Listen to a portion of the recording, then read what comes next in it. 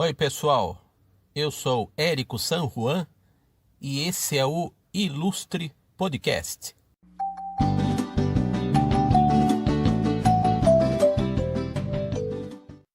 Deixa eu me apresentar rapidinho para vocês.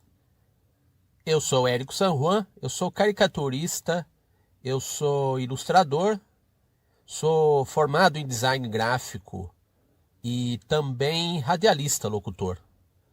Esse aqui é o primeiro episódio da primeira temporada do Ilustre Podcast.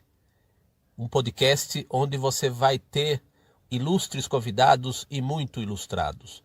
E o nosso primeiro convidado, que a gente vai bater um papo aqui, é o João Spaca de Oliveira, vulgo Spaca. É um cartunista, um caricaturista, um autor de quadrinhos paulistano, da capital paulista. Esse podcast aqui vai trazer um pouco da vida e obra do nosso ilustríssimo e primeiríssimo entrevistado do Ilustre Podcast.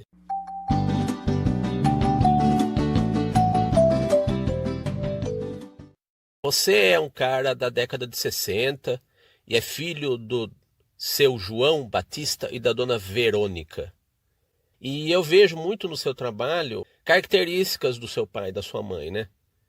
A característica do seu pai é a coisa do perfeccionismo que você tem no seu trabalho. E da sua mãe é um gosto por ensinar, de ser uma espécie de um professorzão aí, né? E você, o que você vê que seja o seu legado aí, o legado que eles deixaram para você, o seu pai e a sua mãe? Então, Érico, é verdade, sim. Isso que você apontou, de fato, tem uma marca no meu trabalho, pelo fato do meu pai ter feito desenhos técnicos, né, na área de refrigeração. Ele projetava ambientes, né, e aparelhos de bar, restaurante, lanchonete, coisas assim. E minha mãe foi diretora de parque infantil da prefeitura. Bom, tem várias coisas, né, várias marcas do meu trabalho. Uma é o fato de que meu pai desenhava coisas que iam ser construídas numa fábrica. Então tinha uma preocupação com a clareza, também com a perspectiva, enfim, tem um certo tipo de realismo que eu conservo no meu desenho. Né? Os trabalhos que eu faço, por exemplo, em quadrinhos, né, para a Companhia das Letras, tem objetos e cenários, aparelhos. Né? Agora mesmo eu estou desenhando um automóvel antigo e eu, pelo menos de forma simplificada, eu procuro desenhar como se aquilo fosse possível de ser construído. Então tem essa preocupação eu desenho coisas que tem uma certa tridimensionalidade, tem a perspectiva, né? Embora visto pelo desenho de humor. E da minha mãe é verdade, né? Mesmo eu vi nos papéis dela os estudos que ela fez também de Piaget e educadores, e existe no meu trabalho. Você falou de eu ser professorzão, mas fora do trabalho, né? Mas no trabalho mesmo tem essa preocupação com a comunicação. Eu gosto de tentar passar uma comunicação redonda para o leitor, tentar eliminar os ruídos, né? E então é assim, é verdade, sim, tem essas marcas do meu pai e da minha mãe, né? E outras, né? Que a gente poderia também perceber. Talvez uma das marcas aí que eu também vejo, eu não vou chamar de precocidade, mas vamos dizer que um cara muito responsável e muito senhor assim de si, pelo menos do que gostaria de fazer da vida, assim, desde muito moleque, né? Você sempre foi um cara que desenhou, teve um padrão de desenho, assim, a gente nota pelos seus desenhos infantis, né? E já muito cedo, com 15 anos, você já foi trabalhar na área da ilustração, né? Então conta aí o que você poderia ter, que você percebe mais em comum do seu pai e da sua mãe, além da responsabilidade precoce, vamos dizer assim, e, e alguma história interessante aí do seu começo. Não só o começo da trajetória profissional, mas até um pouco antes, né? O que levou a isso, assim, e os seus primeiros trabalhos, assim, como adulto? Isso que você falou de responsabilidade, não sei, tem várias leituras. Uma delas é que, de fato, meu pai e minha mãe eram responsáveis no sentido de é, muito Caxias, né, de cumprir com seus compromissos, enfim, tem uma coisa, meu comportamento mesmo de criança era muito assim, né? Escola, eu era naturalmente comportado, eu queria fazer a coisa certa, não tinha muito. Achava esquisito, as outras crianças eram mais loucas, digamos assim, me parecia isso. E eu, né, eu ia bem em quase todas as matérias, entendia tanto é, português como matemática, tudo para mim tinha um motivo de curiosidade, de querer entender e de apresentar boas notas. Durante um bom tempo eu fui assim na escola, depois fui dando uma relaxada. Mas, bom, esse é um lado. O outro é uma coisa engraçada que é o contrário do meu pai, na verdade. Como ele era especializado em desenho técnico, bem cedo por contraste, talvez, a gente eu faço aniversário no mesmo dia do meu pai. E eu não sei se eu me ficava irritado com aquela história de filho de peixe, peixinho bem cedo, com desenho, eu me convenci que o meu desenho era de humor e o desenho dele era técnico. E eu não queria aquilo. Então eu digo que foi uma influência negativa, mas não no sentido ruim do negativo. Negativo de que, assim, era o contrário. Eu queria fazer outra coisa, né? Queria fazer, mesmo a letra, o tipo de letra de história em quadrinhos, eu achava muito diferente da letra que é também em letra caixa alta, letra de forma, que é a letra do arquiteto. Então tinha uma questão de identidade, desenho de humor, desenho de caricatura, isso aí foi desde cedo. E mesmo meu pai contribuiu para isso. Ele via meu desenho e falava, mesmo quando eu tentava fazer sério, ele falava, ó, tá dando, parece que dá para dar risada, né? Desenho. Então tem essa orientação para o desenho de humor desde cedo. E de fato, a coisa do compromisso, né? Com 15 anos que eu fui trabalhar em agência de propaganda, como desenhista, acho que eu tinha um comportamento também de não falhar com compromisso, e também uma coisa que era gostar do ambiente de cobrança. Quer dizer, eu não ficava nervoso quando o patrão ou o cliente queria o desenho rápido na hora. Pelo contrário, eu achava desafiador, achava engraçado, achava divertido você ter aquele estresse da entrega do trabalho. E esse estresse é também muito parecido com o ambiente movimentado da redação de jornal. Também tinha essa mesma necessidade de fazer um desenho dentro do prazo estabelecido, não podia furar, né? Então, todo dia de fechamento de jornal tinha que fazer aquele desenho, quer tivesse uma boa ideia ou não. Você falou do fechamento dos jornais, né? Hoje os jornais estão sendo fechados de outra forma, né? O fechamento das empresas jornalísticas, né? Muitas delas, né? E fala um pouco dessa sua fase aí como chargista, ilustrador na Folha de São Paulo. Eu acredito até que tenha sido uma base muito importante aí pro seu trabalho atual, né? Que pode ser considerado uma charge em forma de livros, assim, uma charge do passado feita hoje, né? Então, eu entrei na Folha em 85, foi graças a um concurso, né? Concurso de charges. Eu tinha alguma experiência profissional de ilustrador em agência, também havia tentado ser animador, né, fazer animação comercial, e aí entrei na Folha. E em 86 comecei a fazer a charge em dobradinha com Glauco, então a gente revezava no mesmo espaço na página 2. A gente trabalhava no meio da redação, isso era bem legal, uma coisa que hoje em dia não tem mais, que era várias pranchetas ali, bem no meio mesmo, circundado por aquele monte de mesas com máquina de escrever barulhenta, jornalista gritando pros office boys, né? Eles gritavam desce, né? E aí para mandar a matéria para pro andar que tinha as coisas gráficas, e ali fiquei desenhando às vezes, apesar da gente revezar, era comum estar o Glauco ali fazendo uma tira ou coisa assim. A ilustradora Marisa, o Orlando Pedroso, né, ilustrador, é, Emílio Damiani, a Tony Di Marco, que chegou um pouco depois, a Magda, Oswaldo Pavanelli. Às vezes o Fernando Gonzalez aparecia lá, que ele não trabalhava no local, mas ele levava as tiras. E ele, na época, também me convidou para fazer a revista Níquel Náusea com ele, em que eu participava, eu e o Newton Foote, especialmente, a gente fazia histórias diversas, histórias quaisquer com personagens feitos só para aquela história, né? Histórias que não tinham continuidade. E foi um laboratório também para testar vários tipos de quadrinhos, para aprender a fazer.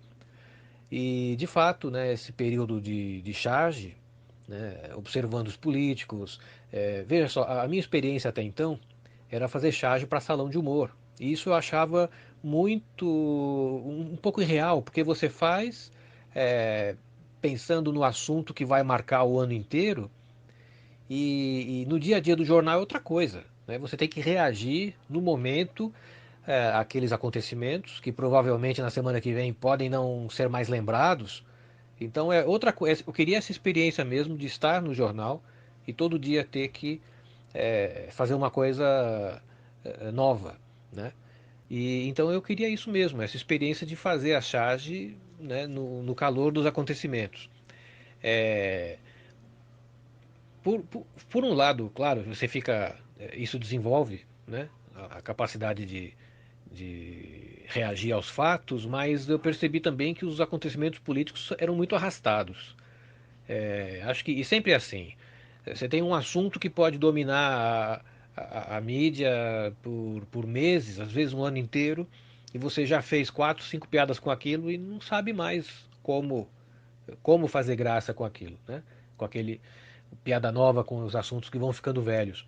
É, observei, né, numa idade bastante imatura, né, 20 e poucos anos, a política como se desdobrava.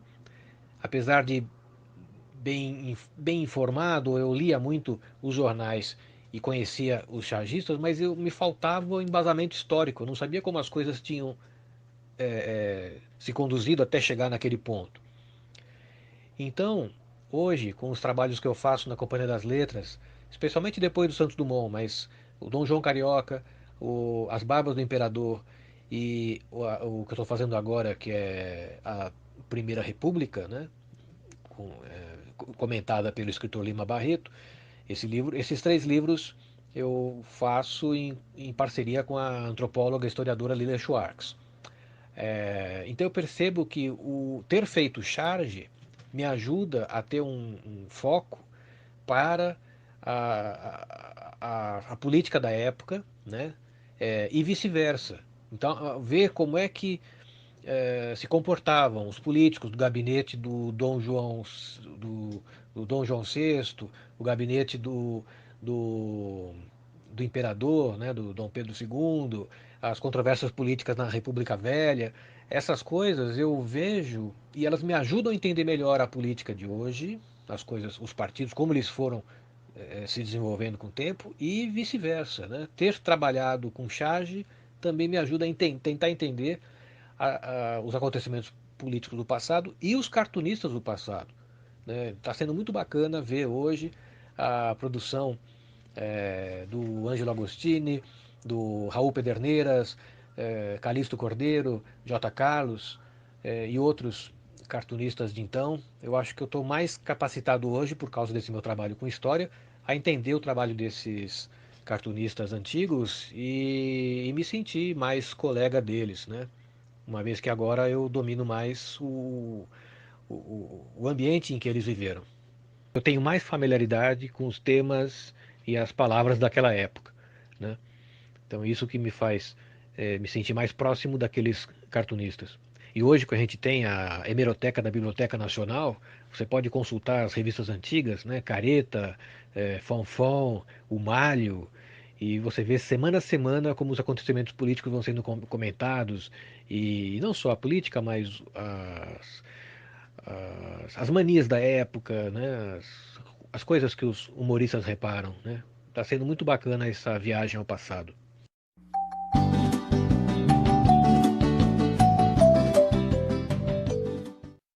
Então vamos continuar falando aqui de charge, de quadrinhos, de personagens históricos que vão e que vêm, né?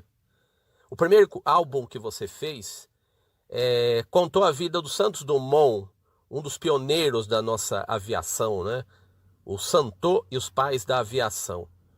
E um outro álbum que você fez foi uma adaptação de um romance do Jorge Amado, o Jubiabá, que você adaptou para os quadrinhos, né? Então, o que você vê de semelhante entre esses dois trabalhos aí? E quais são as diferenças, né?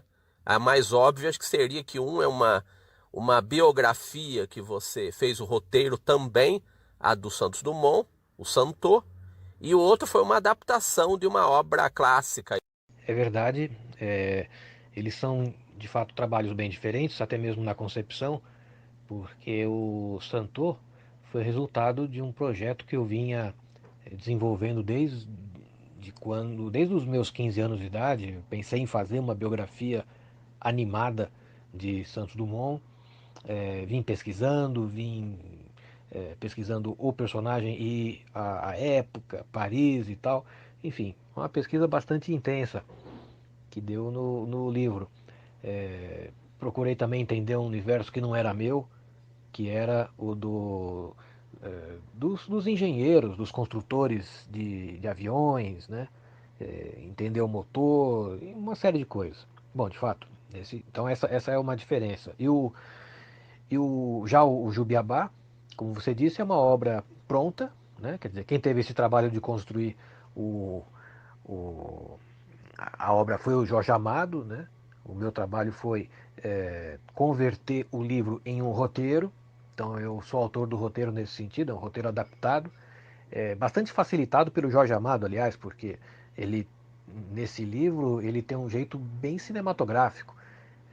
A cena inicial que acontece numa luta de boxe, do personagem Antônio Balduino e desafiando um boxeador alemão, ela é narrada exatamente daquela forma, né? Começa com o juiz contando, né?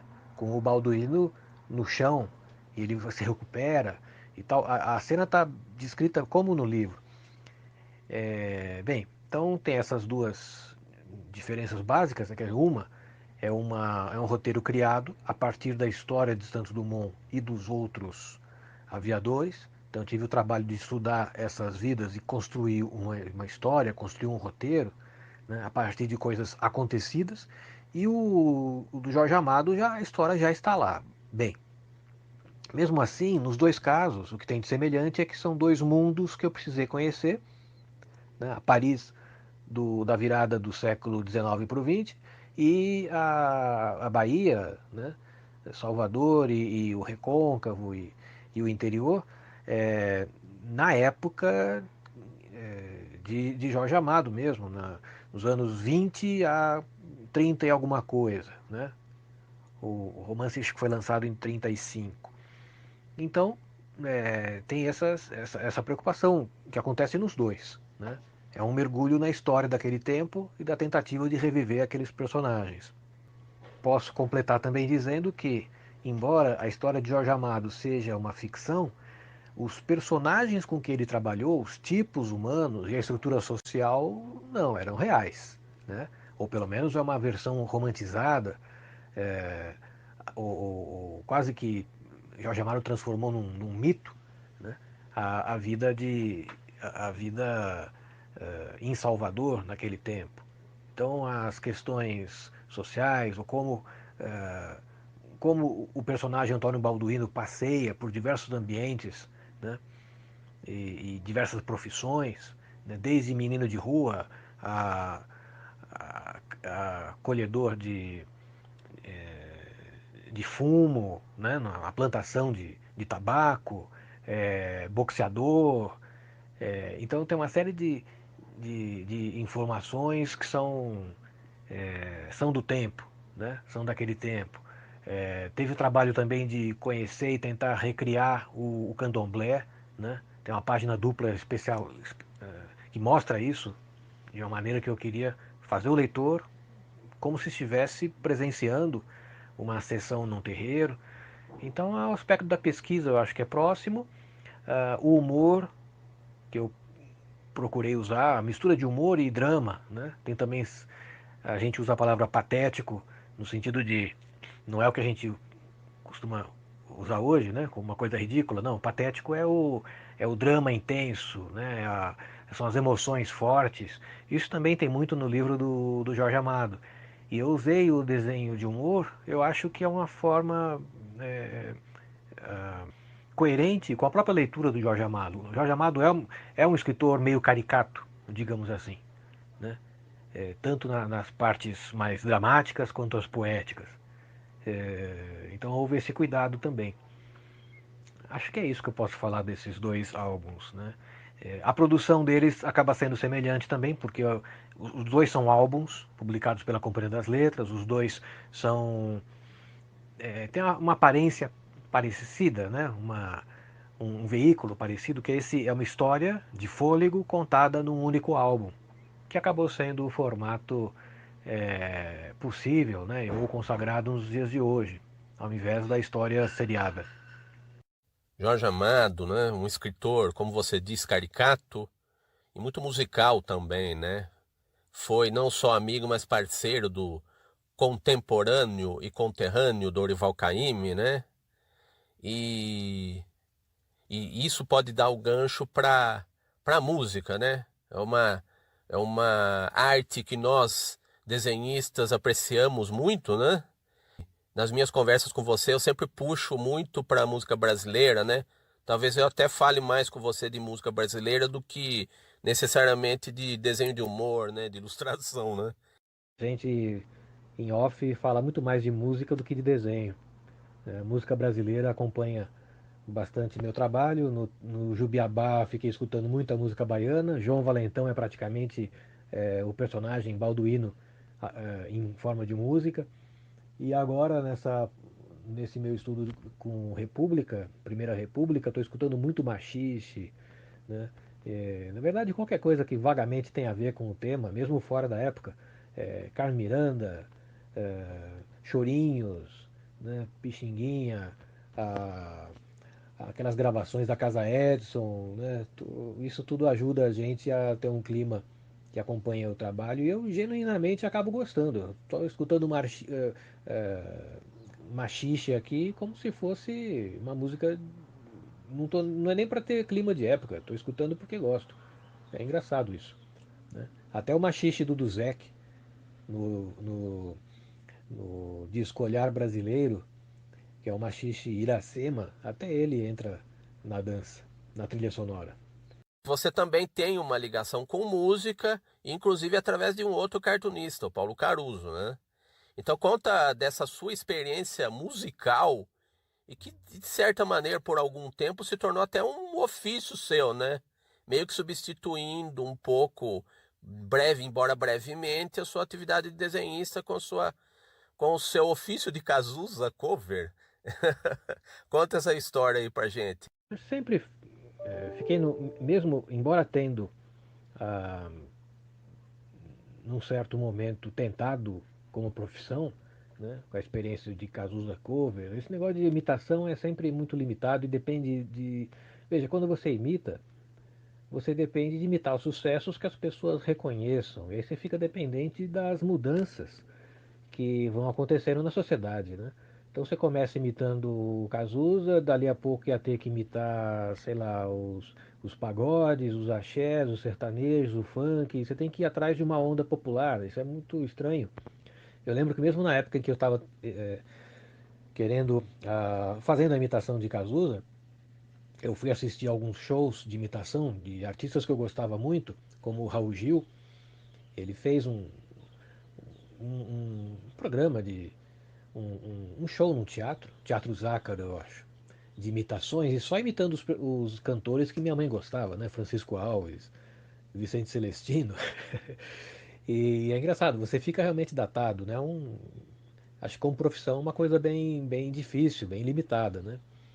Mas até hoje, imitações, até mais do que música. Eu acho que é a imitação que acho fascinante. A, essa inclinação que eu tinha para a música, de fato, né, certo momento o cartunista Glauco comentou com Paulo Caruso que eu fazia umas imitações ali de Julio Iglesias, Chico Buarque, e aí o Caruso me convidou para participar do show dele. Ele fazia na época com bastante gente no palco, e 5 músicos, 3 meninas do backing vocal, ele, o irmão, o humorista apresentador Tony Lopes, então eu entrei para a trupe.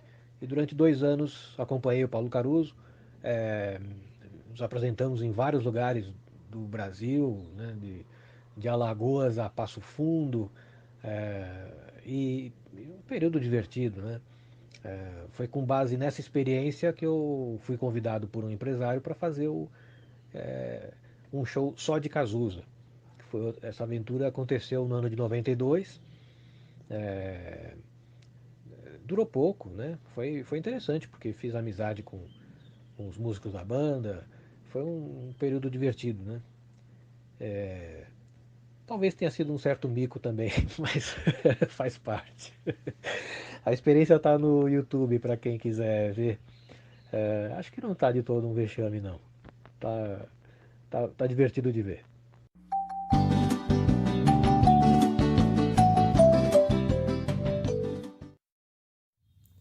Valeu, pessoal. Para quem acompanhou a conversa até aqui com o nosso ilustre primeiro convidado do Ilustre Podcast, o Spaca.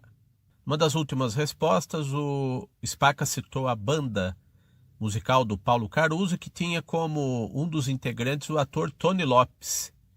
É legal lembrar que o Tony Lopes pode vocês não conhecerem assim de imediato de nome, mas o pessoal talvez um pouco de idade ligeiramente mais avançada vai lembrar do Tony Lopes como o ator barbudinho e barrigudinho dos comerciais do Banco Bamerindos, do extinto Banco Bamerindos. E o Spaca também fez um trabalho que tinha tudo a ver com o banco, inclusive, né? Até uma curiosidade da carreira dele. Em 2014, foi lançado o álbum de quadrinhos, A História do Itaú Unibanco, com a trajetória dos fundadores dessas duas instituições aí, bancárias, né? Então é uma biografia dos fundadores do Itaú e do Unibanco. Esse álbum ele foi distribuído para os funcionários do Banco Itaú e do Unibanco. Só que ele tem, graças à internet e aos sebos virtuais, esse álbum pode ser encontrado, né, na rede, via livrarias virtuais aí. E a gente se despede aqui de vocês, prometendo voltar já com mais um episódio do Ilustre Podcast.